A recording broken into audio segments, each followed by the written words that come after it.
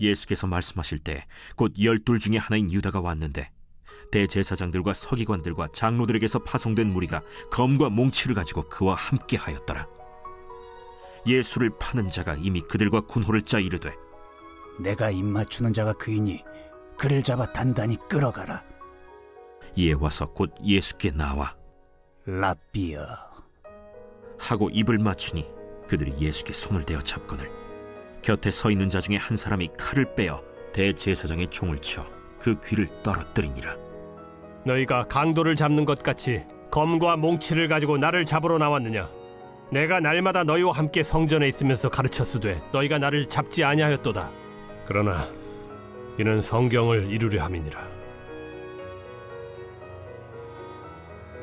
제자들이 다 예수를 버리고 도망하니라. 한 청년이 벗은 몸에 배 혼니부를 두르고 예수를 따라가다가 무리에게 잡히매 배 혼니부를 버리고 벗은 몸으로 도망하니라. 오늘 저녁에 소고기를 먹었습니다. 우리 교역자들과 함께 신년 축복성에 수고했다고 제가 쐈습니다. 저는 가진 게 돈밖에 없습니다. 소고기가 먹고 싶으신 분들은 교역자가 되시기 바랍니다.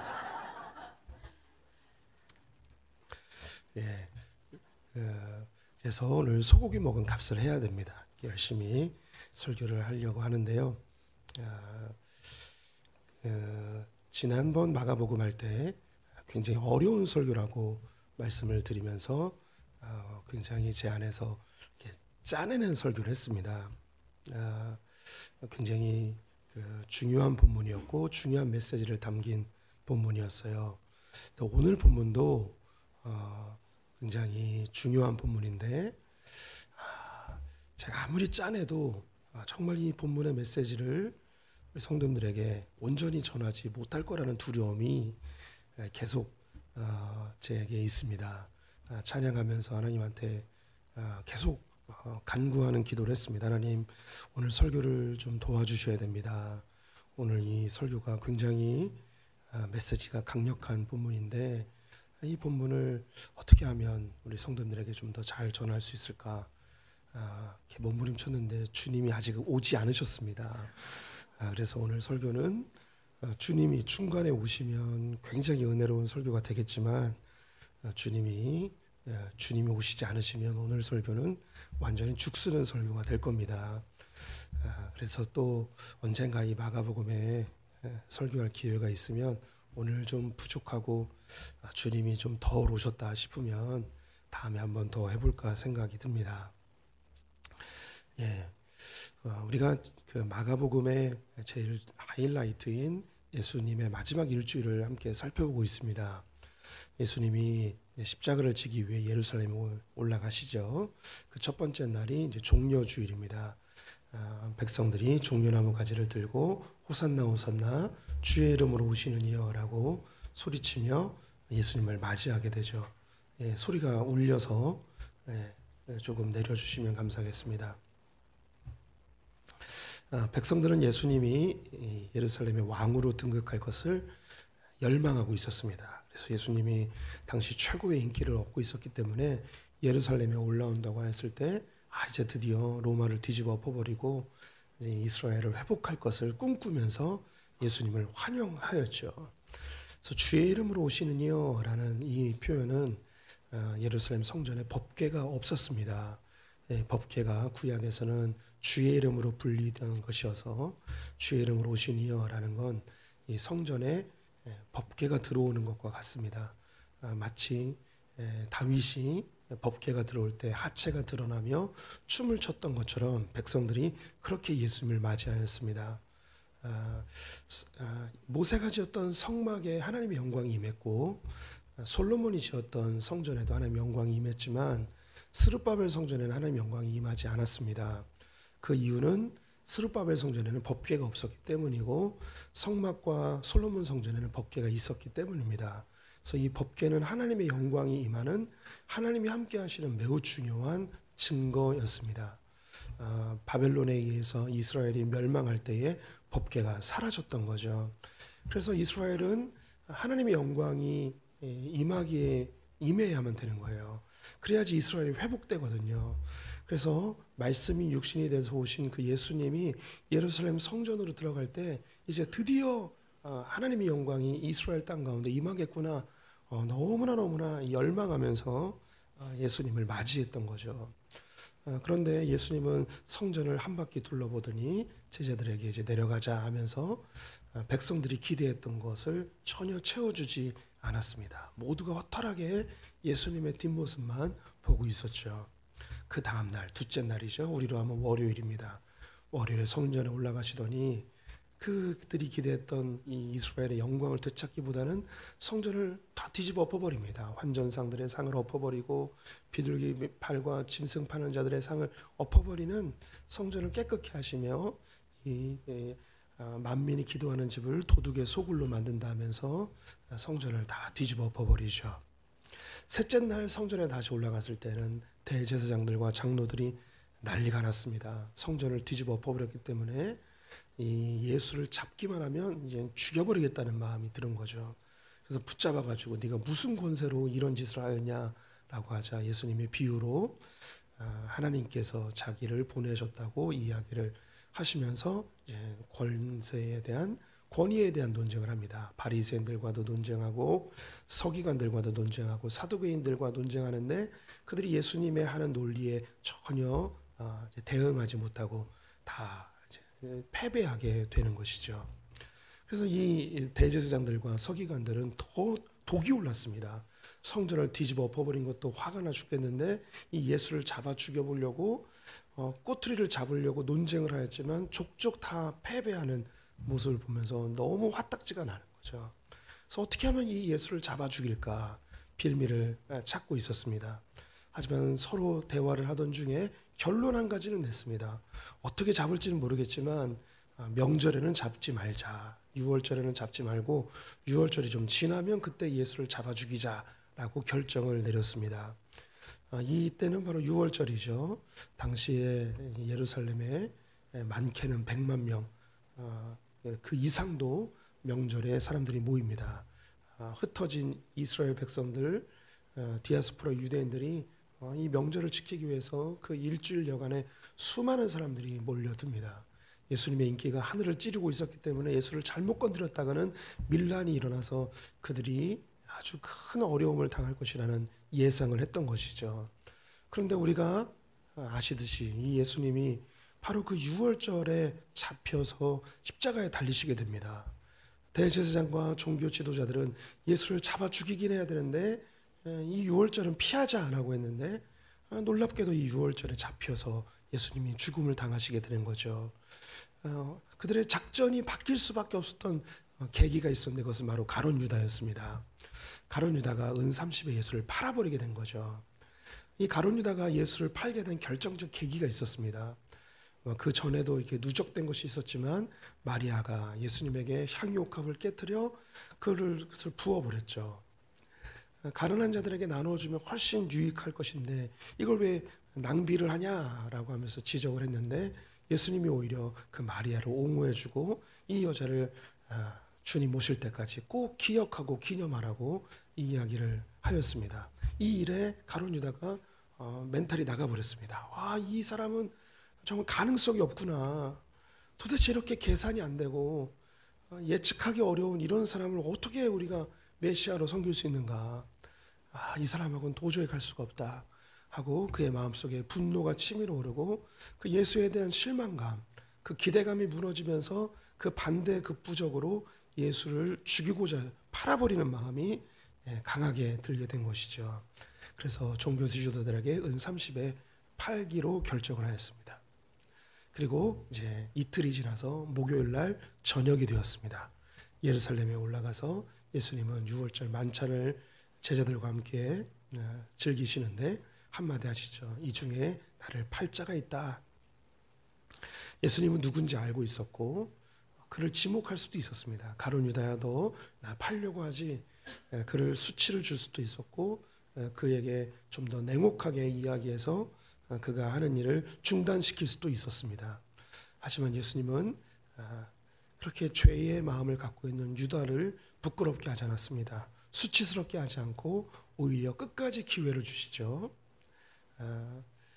이 가운데 나를 팔자가 있다 이야기하며 예수님의 그 목소리 속에는 네가 마음을 좀 돌이켜서 네가 하고자 했던 것을 내려놓고 나의 진정한 제자가 되었으면 좋겠다라는 고백이죠. 예수님이 가룟 유다를 대하시는 것 곧 우리 성도님들을 대하시는 모습입니다. 우리 성도님들, 하나님께서 우리 성도님들을 부끄럽게 하시는 분이 아니십니다. 수치스럽게 하는 분이 아니세요. 끝까지 기회를 주시면서 주님께 돌아오게 하시는 분이시죠. 내가 여전히 죄 가운데 있는데 이 죄가 드러나지 않고 은밀하게 여전히 죄를 짓고 있다면 주님이 나를 수치스럽게 하지 않고 끊임없이 기회를 주시는 거예요. 이렇게 말씀을 통하여서 혹은 여러 가지 방편으로 우리 성도들이 반복되는 죄악에 대해서 하나님이 멈추라고 사인을 주십니다.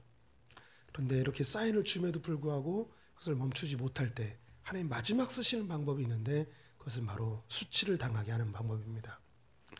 우리 성도님들, 하나님이 우리를 이 땅에서 징계하시는 마지막 방법, 하나님의 최악의 방법, 그 방법이 뭐냐면 하나님에게 악이라는 것은 없는데 최악이라는 표현은 적절하지 않습니다. 하나님이 우리 성도님들을 용서하다가 도저히 용서할 수 없을 때 하나님께서 은혜의 날개를 걷어버렸을 때 나타나는 현상, 우리의 인생 가운데 겪게 되는 최고의 죄의 대가, 우리는 죽음은 우리가 죽은 이후에 치르는 대가고요. 인생 가운데 겪게 되는 죄에 대한 최고의 대가가 뭐냐면 수치입니다. 수치. 내 죄가 드러나는 거예요. 내 죄가 드러나서 사람들로부터 부끄러움을 당하는 것이 하나님이 우리에게 주는 가장 강력한 징계입니다. 저도 목사이지만 인간이지 않습니까? 저도 뭐 성도님들이 보기에는 저는 뭐 똥도 안 살 것처럼 보이겠지만 저도 저를 쓰레기로 보셨군요 그동안. 네. 저는 이슬만 먹고 살아요. 농담이고요. 저도 죄를 짓습니다. 그러면 이 죄가 저를 굉장히 아프게 할 때가 있죠. 근데 이 죄가 드러날까 봐 두려워요. 그래서 하나님 앞에 내 죄가 인지되었을 때 하나님께 기도하는 것이 하나님 이 죄를 수치스럽게 하지 말아 주십시오. 이 죄를 주님의 은혜로 가리워 주십시오. 라는 기도를 하죠. 우리 성도님들 다 죄인입니다. 다 죄인인데 주님께서 우리 성도님들의 죄를 드러내거나 수치스럽게 하지 않고 주님만 알고 주님만 눈 감아 주시고 우리에게 또다시 기회를 주시면서 내가 이번에도 눈 감아 줄 테니까 그 죄의 문제를 빨리 해결하고 주님 안에서 평강을 누려라. 우리에게 지금도 다가오시는 그 주님을 우리 성도님들 영접하셨으면 좋겠습니다. 이렇게 유다에게 기회를 줬지만 유다는 안타깝게도 예수님을 팔기로 결정을 하게 되죠. 예수님은 제자들과 함께 마지막 성찬을 6월절 만찬을 즐기시면서 마지막 포도주는 먹지 않겠다 이야기하며 내가 하나님 나라에서 이 마지막 포도주를 너희와 함께 마시겠다 이야기합니다. 하나님 나라가 완성될 때까지 자기에게 허락되어진 제자들을 하나님 백성들을 반드시 보호하고 인도하고 견인하여서 하나님 나라까지 데리고 가겠다는 예수 그리스도의 결단이 그 고백 속에 있죠. 근데 반면에 제자들은 예수님을 부인하고 다 흩어질 거라고 이야기합니다. 제자들의 결단이나 노력이나 의지로 천국에 이르는 것이 아니고 온전히 예수 그리스도의 은혜로 우리가 천국에 이르름을 보여주는 중요한 장면이었습니다. 그리고 예수님은 베드로와 야고, 요한을 데리고 겟세마네 동산에 올라가서 마지막 기도를 하실 때에 주님은 하나님과 깊은 단절을 경험하며 깜짝 놀라며 눈물이 그리고 땀이 피가 되도록 주님 앞에 기도합니다. 주님 어디 계십니까? 주님 왜 나를 버리십니까? 지금까지 한 번도 경험하지 못했던 하나님과의 단절. 예수 그리스도는 태초부터 하나님과 연합되어져서 친밀한 교제 속에 있었는데 그 하나님과 난생 처음 경험한 단절. 철저한 두려움과 고립 속에 갇혀버린 하나님으로부터 외면되어진 자신을 보며 하나님 앞에 눈물을 흘리며 땀을 흘리며 피가 쏟아지도록 하나님께 기도하신 모습을 우리가 지난 시간에 함께 보았습니다. 이 제자들은 자신들이 하나님과 단절된 상태도 모르고 자신들의 그 추락한 그 현실을 알지도 못하고 기도하는 것을 힘쓰지 못하고 그들의 육신의 연약함으로 잠을 청하고 있었죠. 이제 예수님이 3번이나 그들을 깨우면서 이제 됐다 이야기하며 자신의 죽음의 길을 한 걸음 한 걸음 걷게 됩니다. 오늘 본문에는 가룟 유다가 예수님을 잡으러 오는 장면입니다. 43절 말씀을 우리 성도님들과 다시 같이 읽어봤으면 좋겠습니다. 함께 읽습니다. 예수께서 말씀하실 때에 곧 12 중에 하나인 유다가 왔는데 대제사장들과 서기관들과 장로들에게서 파송된 무리가 검과 몽치를 가지고 그와 함께 하였더라. 12 제자 중에 하나인 유다가 대제사장, 서기관, 장로들과 함께 예수를 잡으러 옵니다. 여기에 파송된 무리라고 되어 있는데요. 대제사장이 거느리고 있는 군대를 데리고 오게 됩니다. 요한복음에 보게 되면 이 군대를 스페이라라는 단어를 사용합니다. 스페이라라는 단어는 로마의 군대 조직 중에 600명에 해당되는 조직입니다. 성경에 600명을 다 데리고 왔는지는 알 수 없지만 대제사장이 거느리고 있는 군대 중에 상당히 많은 숫자를 데리고 온 것으로 보입니다. 그들이 올 때에 검과 몽둥이를 가지고 오고 있습니다. 이들이 예수 한 사람을 잡기 위해서 검과 몽둥이를 가지고 오고 있습니다. 그들이 예수에 대해서 어떤 공포심과 두려움을 갖고 있는지를 볼 수 있는 장면이기도 합니다. 예수는 한 번도 어떤 완력을 사용하거나 폭력을 사용해서 일을 해보신 적이 없습니다. 그리고 예수님에겐 군대가 있는 것도 아니었습니다. 예수님에게 있다 하면 제자들 정도를 예상할 수 있었겠죠. 그런데 몇백 명 되는 군대를 이끌고 그들이 칼과 몽둥이를 들고 예수님을 잡으러 온다.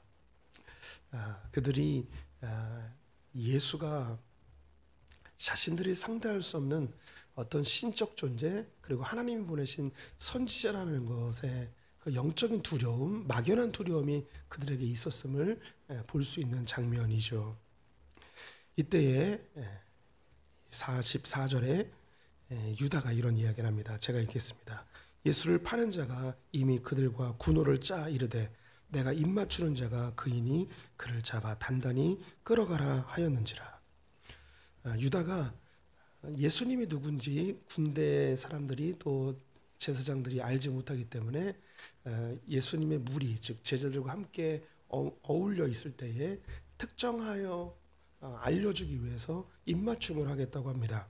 오늘 이 본문에는 정확하게 표현되지 않지만 이 입맞춤은 정렬의 입맞춤이라고 좀 표현하는 것이 더 맞습니다. 그래서 이스라엘 백성들이 또 중동 사람들이 서로 만나면 이렇게 서로 품으면서 볼을 대면서 입맞춤을 하죠. 가벼운 입맞춤을 합니다. 그들의 인사법이죠. 그런데 이 유다가 이때는 더욱더 친절하게 예수님과 뭐 굉장히 가까운 사이임을 보여주는 것처럼 지금까지 한 번도 예수에게 이런 정열적인 입맞춤과 포옹을 한 적이 없는데 마지막으로 이 예수에게 마치 배신의 입맞춤처럼 그 예수에게 끌어안고 이전에 경험하지 못했던 강렬한 입맞춤을 하면서 이 사람이 바로 예수라는 것을 사람들에게 큰 제스처로 보여주고 있습니다. 이 가룟 유다는 겉으로 친절함을 보이고 있지만 그 내면 속에는 예수를 잡아 죽이고자 하는 분노와 더 배신감이 그 안에 가득 차 있었던 것이죠.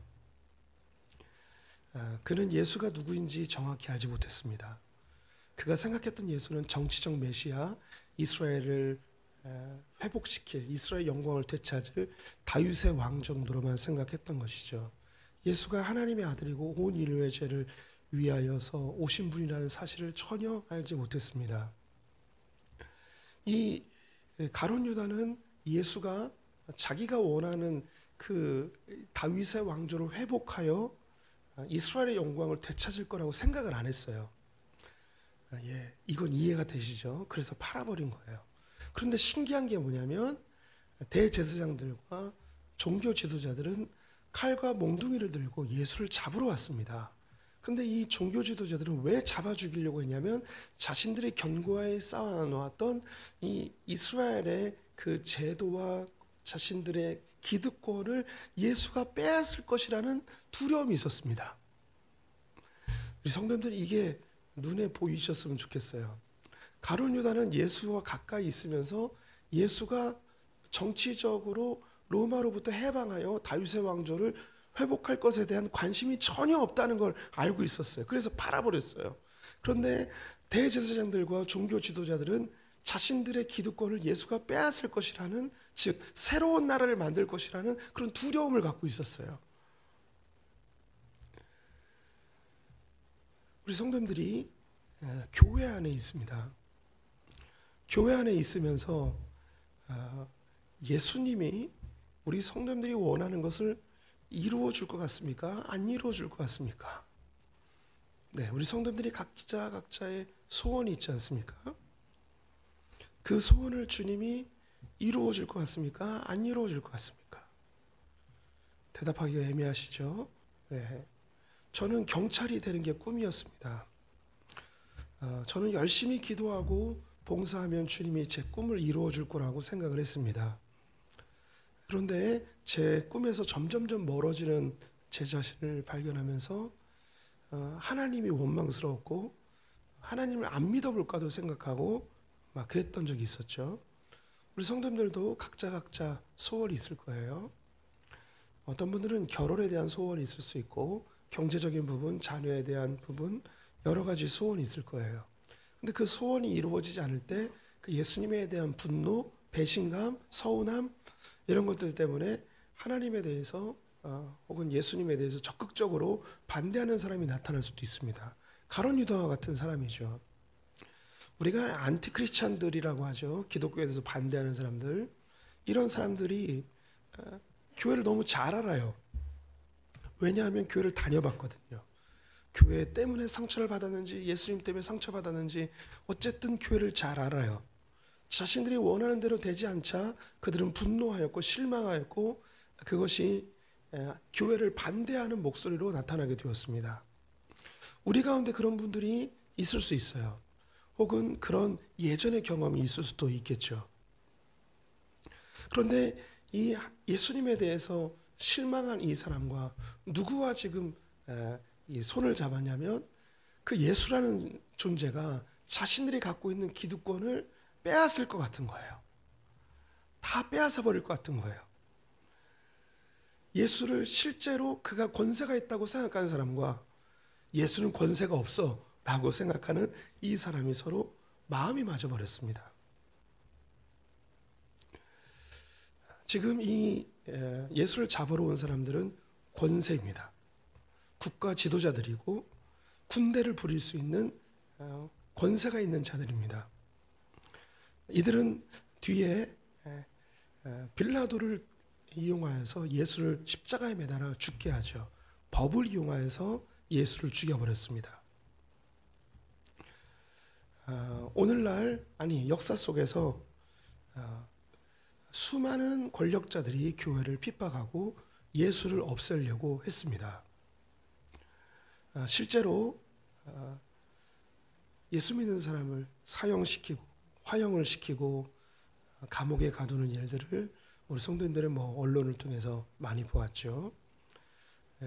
지난주에 세계 OM 선교회라는 곳에서 세계 기독교 박해를 조사한 것을 보았습니다. 작년 한 해에 공식적으로 예수를 믿다가 전 세계에서 죽은 사람이 4,500명이 됩니다. 그 중에 1등이 어디냐면 북한입니다. 예상하셨던 대로 늘 북한은 기독교를 무참하게 짓밟고 있습니다. 정치봉 수용소에 계속해서 기독교인들이 늘어난다는 소식을 들어보신 바 있을 겁니다. 왜 북한은 그렇게 기독교를 잡아 죽이려고 할까요? 왜 그렇게 기독교인들을 못 살게 할까요? 그들은 총과 칼로 예수 믿는 사람을 그렇게 죽이려고 합니다.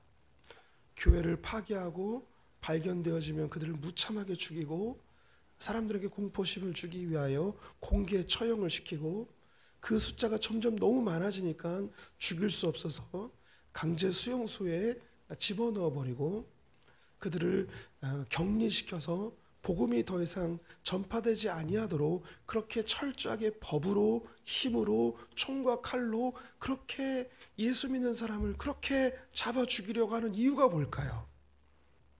무서운 거예요.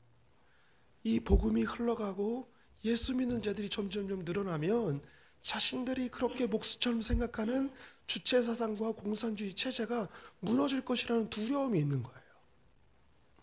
그래서 그들이 그렇게 죽이려고 합니다. 중국도 마찬가지죠. 중국은 200명 이상 모이면 교회를 폭파해 버립니다.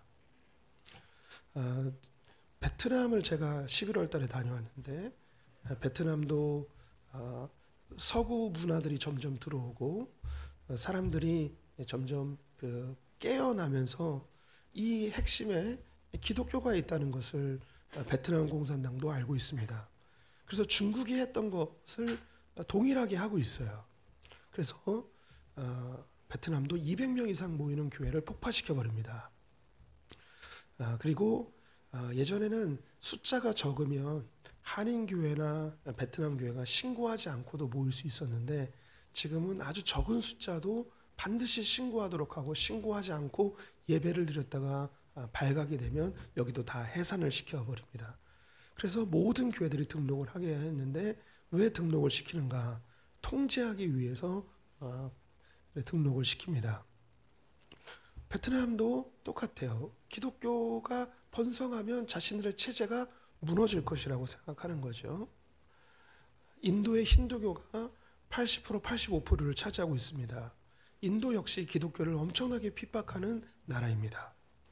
기독교를 핍박하는 이유가 뭐냐면 힌두교의 카스트 제도가 기독교 때문에 이것이 자꾸 파괴된다는 생각을 갖고 있는 거예요. 기독교가 들어간 곳에는 이런 핍박이 있습니다. 자신들이 가지고 있는 기득권이 무너질 거라는 생각이 있는 거죠. 조선 말기에 기독교가 들어왔을 때 엄청난 핍박을 당했던 건 역시 이 유교 사회를 뒤흔들 거라는 생각을 갖고 있었기 때문입니다. 우리 성도님들이 혹시 교회에 실망하셨습니까? 예수님 때문에 실망하셨습니까? 예수가 나의 기도의 제목에 응답하지 않을 것 같고 예수가 무능력해 보이고 예수는 그 어떠한 능력도 발휘하지 못할 것 같은 그런 회의감이 느껴지십니까? 그런데 신기하지 않습니까? 전 세계의 많은 권력과 많은 이데올로기와 많은 체제들이 이 기독교를 없애려고 2000년 역사 속에서 수없이 시도를 하고 있고 지금도 여전히 공격하고 있다는 거예요. 우리 성도들이 예수가 아무 능력이 없고 그냥 이건 취미생활이고 그냥 내 정서적인 안정감을 주는 것뿐이고 내가 마음에 약간의 상처가 있을 때 위로를 주고 그래서 사람들 만나서 교제할 수 있는 이 정도로 가볍게 생각하는 이런 복음이 놀랍게도 전 세계 수많은 나라들이 이 복음이 자기의 나라에 들어오지 못하도록 하기 위하여 엄청난 총과 칼로 그들을 핍박하고 죽이고 말살하기 위해서 지금도 혈안이 되어 있다는 게 너무나 이상하지 않습니까? 금요일 이 밤에 말씀을 듣기 위하여 기도를 하기 위하여 우리 성도들이 모이긴 하였지만 우리 가운데 모두가 다 이 기도의 능력을 믿는 건 아닐 거예요. 예수의 능력을 다 믿진 않을 거예요. 예수의 능력과 기도의 능력이 신뢰가 안 되어진다면 이 시대의 현상과 역사 속에 일어났던 일들을 주의해서 보실 필요가 있습니다. 왜 이 종교 지도자들이 예수를 이렇게 잡아 죽이려고 할까요? 예수가 능력이 있다고 믿기 때문이에요. 저 북한은 왜 그렇게 기독교인들을 잡아 죽이려고 할까요? 베트남, 중국 공산주의자들은 왜 그렇게 교회를 박살내려고 할까요? 이슬람이나 힌두교에서 왜 기독교가 들어오는 것을 그토록 경계하고 있을까요? 제 친구가 인도네시아에서 선교를 했죠. 우리 성도님들도 다녀오신 분들이 있습니다. 김대진 목사인데 지금은 선교사를 안 하고 여수에서 목회를 하고 있어요. 그가 기독교인이 거의 없는 마을의 99% 이상이 이슬람인 지역에 가서 전도를 하며 복음을 전했습니다. 그래서 이슬람 사람들을 겪으면서 자기가 확신한 게 있었어요. 그게 뭐냐면 이슬람 사람들은 기독교를 무서워한다는 걸 확신하게 된 것입니다.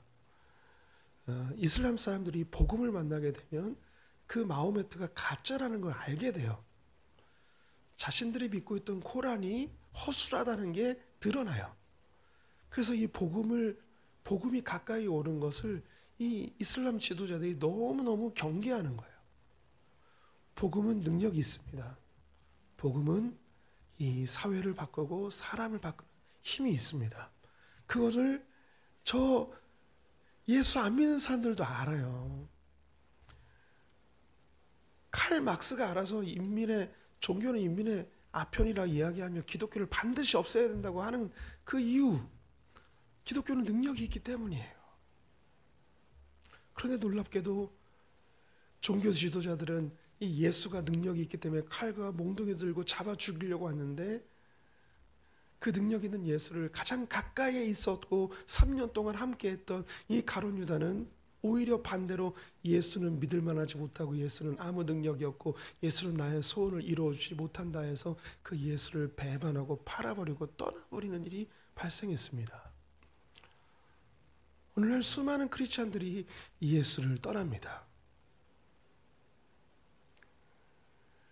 지난주에 미국에서 또한 뉴스를 보게 됐습니다. 지난 20년 동안 미국에서 교회를 떠난 사람들의 숫자가 4천만 명입니다.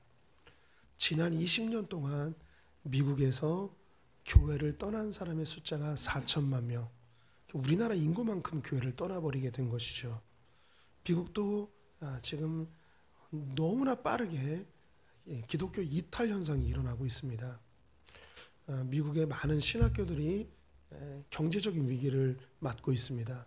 그 이유는 신학생들이 안 들어오는 거예요. 우리나라도 신학생이 안 들어오는데 미국도 신학생들이 들어오지 않아서 많이 축소되고 없어지는 학교들도 있습니다. 교회 내에 있는 사람들이 복음이 능력이 없다고 생각하고 떠나버리는 거예요. 우리 성도님들이 예수님의 제자이고 어릴 때부터 교회를 다니고 주님 앞에 나와서 열심히 헌신 봉사했는데 주님께 상처를 받고 주님께 서운하고 주님께 배신감을 느끼고 주님이 내 소원에 이루어지지 않은 것에 대한 실망감으로 예수를 떠나버리는 분들이 자주 발생합니다. 그런데 그 일은 너무너무 안타까운 일이에요. 우리 성도님들, 주님은 내 마음대로 조종하는 분이 아니고 주님이 나를 다스리고 나를 통치하시는 분이십니다. 예수님이 이렇게 군대가 동원되어져 자기를 잡으러 왔을 때에 예수님은 저항하지 않고 군인들에게 결박되어 대제사장의 집으로 끌려가게 됩니다. 그 현장에서 오늘 본문에는 나오지 않지만 베드로가 대제사장의 종이었던 말구의 귀를 자르게 되죠. 그래서 예수님이 붙여주면서 칼로 선자는 칼로 망한다 이야기하며 칼을 꽂으라고 이야기하시는 장면도 요한복음에 나오게 됩니다. 그런데 오늘 이 마가복음에서는 그 베드로가 한 그 일에 대해서 그렇게 주목하지 않아요. 오히려 오늘 본문에서 주목하는 것은 뭐냐면 여기에 한 청년이 등장합니다. 51절에 한 청년이 벗은 몸에 배 혼이불을 두르고 예수를 따라가다가 무리에게 잡힘에 그 배 혼이불을 버리고 벗은 몸으로 도망하니라. 여기서 이 한 청년이 누군지 알지 못합니다. 하지만 많은 학자들이 이 청년이 오늘 이 마가복음을 쓰고 있는 마가라고 생각을 합니다. 저 역시 마가라고 생각이 들어요. 예수님의 이 마지막 6월절 만찬을 마가의 다락방에서 했을 가능성이 제일 높아요. 제자들도 마가의 다락방에서 기도를 하였기 때문이죠. 마가의 다락방이라는 것은 마가가 그 집에 살고 있었다는 거겠죠. 젊은 청년이었어요. 예수님에 대한 소식을 늘 들었을 것이고, 그리고 그 집이 지목된 걸 보면 이전에도 이미 예수님이 그 집에 자주 방문하시거나 친밀한 관계성이 있었던 거죠. 그래서 예수에 대해서 궁금하고 또 제자들이 함께 와서 식사를 하는 이런 장면들을 보고서 마지막 예수님이 기도하러 갈 때 이 마가가 뒤따라간 것 같아요. 근데 예수님이 잡히는 그 순간에 제자들은 다 도망갔는데 이 마가는 상황을 인지하지 못하고 자신이 그 새벽에 자기의 추위를 피하기 위해서 혼잎을 덮고 온 거예요. 겉옷보다는 혼잎을 덮는 것이 추위를 이길 수 있는 좋은 방편이죠. 왜 옷을 입지 않았는가? 그것은 이스라엘 사람들은요, 옷이 없어요. 그냥 하얀 천으로 둘둘 마른 게 그게 겉옷이에요. 그냥 집에 있다가 겉옷 벗고 있다가 추우니까 그냥 집에 있던 이불재기 하나 더 덮고 예수님 쫓아 나온 거예요. 그런데 잡혔어요. 아이고 깜짝 놀라겠네요. 그래서 도망가기 위해서 자기가 걸치고 있었던 혼잎을 벗어던지고 출행랑을 치게 되었습니다. 오늘 이 본문에 우리의 관심사항을 이 벌거벗은 한 청년에게 관심을 갖게 합니다. 우리 성도님들 혹시 경찰한테 잡혀본 적 있으신가요? 뭐 교통법규를 어기거나 혹은 다른 죄 때문에 잡혀본 적이 있으신지 모르겠습니다. 저도 경찰에게 몇 번 잡혀봤습니다. 경찰을 보면 괜히 가슴이 두근거리면서 겁이 나요. 한 번은 무단횡단을 하다가 경찰에게 잡힌 적이 있습니다. 옛날에 의경이 있었죠. 그래서 의경에게 잡혔어요. 근데 그때 이제 제가 군대를 갔다 오고 또 이런 그 친구들이 의경을 하고 그래가지고 의경이 딱지를 띄지 못한다는 걸 그때 알고 있었어요. 그래가지고 이렇게 그 교통경찰은 교통을 띄는 거잖아요. 그래서 그 무단횡단하고 그러면 그렇게 뭐 이렇게 막 띄고 그러지 못해요. 그래서 약간 대들었던 뭐 그런 경우가 있습니다. 의경인 걸 알아서 진짜 순경 아저씨였으면 대들지 않고 죄송하다고 했겠죠. 또 교통법규를 어겨서 몇 번 이렇게 잡힌 적이 있습니다. 그 외에는 잡힌 적이 없어요. 우리 성도님들은 혹시 경찰에게 잡혀본 적이 있습니까? 경찰은 몽둥이와 칼을 들진 않았지만 그가 갖고 있는 공권력으로 우리를 제압할 수 있습니다. 그럼 굉장히 겁이 나는 거죠. 그런데 뭐 데모를 하거나 떼강도를 하거나 뭐 집단 폭력을 했을 때 여러 사람들이 잡히는 경우가 있어요. 그런데 내가 안 잡히고 나 대신에 누군가 다른 사람이 잡혔어요. 내 친구가 잡히거나 같이 범죄했는데 그 사람이 잡히고 나는 운이 좋아서 빠져나온 거죠. 그때의 그 마음 속에 느껴지는 감정. 똑같이 죄를 졌는데 그 친구는 잡혔고 나는 안 잡혔어요. 혹시 이 경찰이 추적해서 나를 잡으러 오지 않을까라는 두려움이 있겠죠. 또한 나는 이번에 안 잡혔으니까 안심하는 마음도 또 있을 거예요. 또한 내 친구는 잡혔는데 나는 안 잡힌 것에 대한 미안한 마음도 내 마음속에 있을 겁니다. 그런 복잡한 마음이 들 거예요. 오늘 이 청년이 마가가 옷을 홀라당 벗고 도망을 가고 있습니다. 어떤 마음이었을까요? 일단은 자기가 잡히지 않은 것 때문에 다행이다라는 마음이 들 거예요. 그런데 지금 누가 잡혔냐면 예수가 잡혔어요. 이 집에 자주 놀러 오고 자기 부모님과 친분이 있고 이 마가는 부자였기 때문에 그 부모님이 예수님의 후원자가 될 수도 있었을 것입니다. 마지막 6월절 만찬을 함께 지낼 정도면 굉장히 막역한 그런 관계성이 있었을 수도 있겠죠. 여러 번 예수님을 만났을 것이고 어쩌면 그 부모가 예수님에게 얘가 마가예요. 참 신실하고 잘 크고 있어요. 나중에 이 마가도 예수님의 제자로 삼아주세요. 뭐 이런 여러 가지 얘기를 했겠죠. 그러면서 그 예수에 대해서 흠모하고 나도 나이가 들면 저 제자들처럼 예수님의 제자가 되지 않을까 그런 기대감도 이 마가에게 있을 수도 있어요.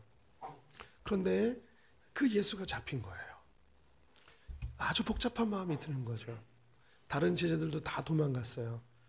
내가 마지막까지 그 예수를 지켜줬어야 되는 건가? 내가 예수 대신에 잡혔어야 되는 건가? 뭐 이런 복잡한 마음이 들 거예요.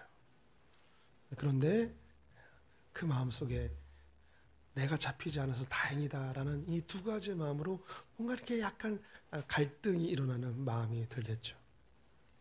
우리 성도님들에게 이걸 어떻게 이해시킬까 고민하다가 제가 아버지 돈을 가끔씩 훔친 적이 있었습니다. 그래서 걸린 적도 몇 번 있어요. 그런데 나중에 보니까 나만 훔친 건 아니었어요. 제 여동생도 훔쳤어요. 그래서 한 번은 돈을 훔쳤는데 여동생이 엄청나게 혼이 나고 있는 거예요. 아버지는 여동생이 돈을 훔쳐갔다고 생각한 거죠. 그래서 저는 안 훔쳐간 것처럼 가만히 있었어요. 근데 여동생이 막 혼나고 있고 그리고 그 주머니에서 돈이 나왔어요. 그럼 제 마음속에 어떤 마음이 있냐면 나는 안 들켰다라는 안도의 마음과 더불어 나 대신에 동생이 걸려서 다행이다라는 마음과 약간의 미안한 마음이 공존하면서 앞으로 내가 동생에게 더 잘해줘야지 막 이런 생각도 들기도 합니다. 조금 이해가 되리라고 생각이 들어요. 오늘 이 현장은 겟세마네 동산입니다. 겟세마네 동산에 한 청년이 옷이 발가벗겨져 도망을 가고 있습니다. 이것과 연상되어지는 한 장면이 우리 성도님들에게 떠올랐으면 좋겠습니다. 그 장면은 바로 에덴 동산입니다. 에덴 동산에서 아담과 하와가 하나님의 명령대로 하나님의 질서대로 하나님의 다스림을 받으면서 살도록 지음을 받았습니다. 하지만 사단의 미혹에 빠져서 선악과를 먹게 되었죠. 하나님의 다스림이 아니라 자기가 주인 되어진 삶을 살고자 하였습니다. 자기가 원하는 대로, 자기가 뜻하는 대로 살고자 한 거죠. 사단이 미혹했어요. 하나님 말 들어도 다 소용없어. 너 네가 네 삶의 주인이야. 네가 하고 싶은 대로 해. 네가 그렇게 하나님한테 말 잘 듣고 순종한다고 해서 네가 원하는 거 이루어줄 것 같아. 아니야. 절대 안 그래. 너 하나님께 이용당하는 거야. 그러면서 이 사단의 미혹에 빠져 선악과를 먹게 됩니다.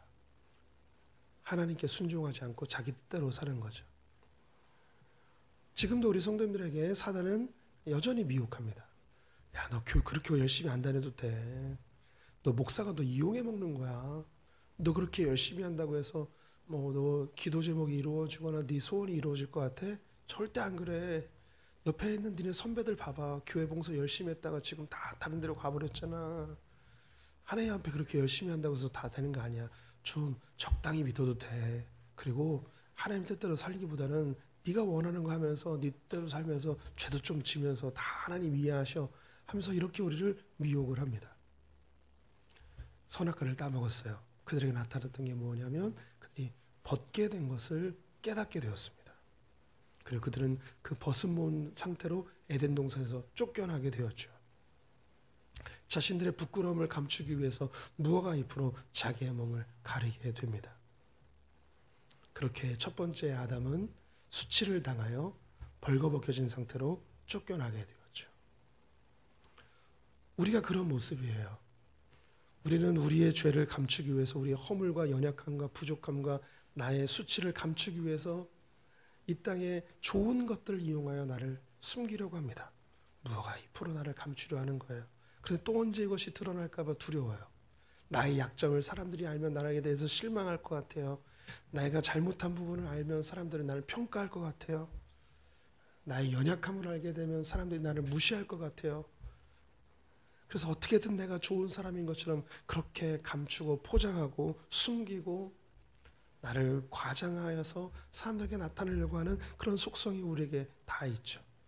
그러다가 나의 실체를 발견했을 때, 나의 그 처절한 그 죄된 모습을 발견했을 때, 나는 가망 없어, 나는 쓸모 없어, 나는 죽어야 돼, 나는 형편없는 놈이야, 나는 실패했어, 나는 살 가치도 없어 라고 하며 자기를 학대하고 자기를 비난하면서 심각한 경우엔 자기의 삶을 스스로 포기해버리는 사람들도 이 세상에 너무나 많이 있는 것을 보게 됩니다.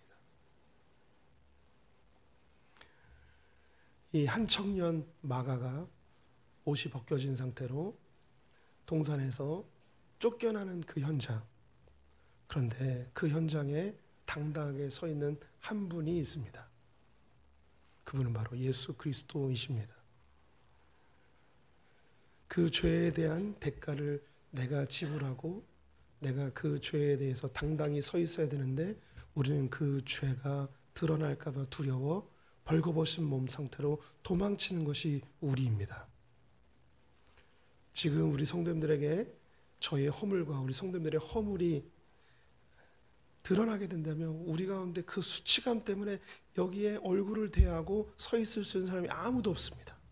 우리는 어디론가 쥐구멍이라도 있으면 숨고 싶은 마음이 있죠. 그래서 도망가고 싶을 거예요. 내 죄를 어떻게든 숨기고 싶고 어떻게든 감추고 싶고 어떻게든 변명하고 싶어서 우리는 안달나 있는 존재입니다. 그런데 이 죄악에 대해서, 이 허물에 대해서, 벌거벗음에 대해서 우리를 책망하거나 질책하지 않고 나를 대신하여 당당하게 그 죄 앞에 서서 그 죄의 종으로 끌려가는 한 분이 계시는데, 그분이 바로 예수 그리스도이십니다. 내가 끌려가야 될 그 자리, 내가 수치를 당해야 될 그 자리에 나 대신에 서 있는 그분이 바로 예수 그리스도이십니다. 목사이지만 지은 죄가 많아 우리 성도님들에게 너무 부끄러울 때가 많이 있습니다. 그런데 주님은 여전히 저를 긍휼히 여기셔서 저의 죄악을 가리워 주시고, 예수님이 나의 죄를 대신하여 벌거벗겨져 십자가 위에서 나를 대신하여 서 있는 모습을 오늘 이 설교 시간에 그려봅니다. 우리 성도님들이 벌거벗겨진 상태로 수치를 당해야 되고, 이게 이 사람의 죄입니다, 이 사람이 이런 죄를 졌습니다, 이런 수치스러운 죄를 졌습니다, 나를 참소하며 나를 공격하는 그 사단 앞에서 나는 그것이 너무 부끄러워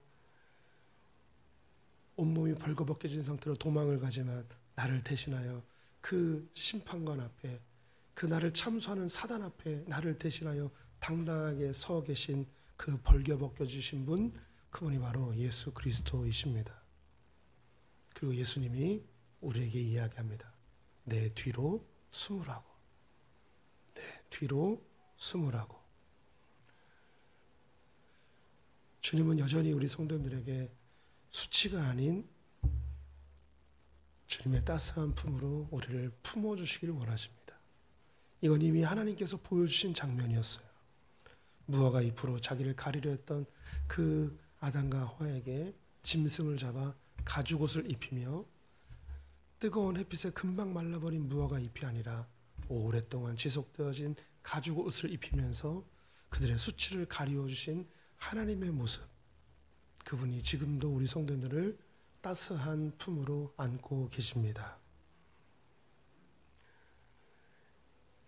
이 세상은 복음을 두려워합니다. 이 세상은 복음이 확장되는 것을 겁내하고 있습니다. 우리나라도 여전히 차별금지법이라는 것을 통해서 복음이 증거되지 못하도록 칼과 몽치처럼 법과 제도로 기독교를 옥죄려고 합니다. 우리 성도님들은 느끼지 못하시지만 이 목회자들 세계 속에서는 지금 이 정치인들이 끊임없이 이 차별금지법을 통과시키기 위해서 노력하고 있는 움직임들이 계속 있습니다. 우리 교단에서 이것을 막기 위해서 계속해서 노력을 하고 있는데, 차별금지법이 통과되면, 평등법이 통과되면 복음을 전할 수가 없습니다. 왜 그들은 그렇게 교회가 복음 전하는 것을 막으려고 할까요? 복음엔 힘이 있기 때문입니다. 우리 성도님들은 복음이 힘이 없다고 느끼실지 모르겠지만, 하나님이 아무런 능력이 없는 것처럼 느껴질지 모르겠지만, 놀랍게 이 세상은 복음을 두려워한다니까요. 복음을 어떻게든 막으려고 혈안이 돼 있어요. 칼과 몽치로 이걸 막으려고 애를 쓰고 있단 말이죠. 우리 성도님들, 복음을 신뢰하십시오. 복음은 능력이 있습니다. 우리 성도님들의 삶을 분명히 바꿔놓습니다. 예수 안 믿는 사람들도 두려워하고 있는 이 복음을, 왜 우리는 예수의 제자인데 이 복음을 포기하고 버려버리고 예수를 팔아버린 사람이 되어야겠습니까? 그럼에도 불구하고 우리는 벌거벗겨진 상태로 예수를 배반하여 도망가지만, 주님은 우리를 질책하지 않고 내가 서 있어야 될 그 죽음의 자리에 예수님이 대신 서 계심을 신뢰하시면서 다시 일어서고 또다시 일어서는 우리 멋진 크리스찬들 되었으면 좋겠습니다.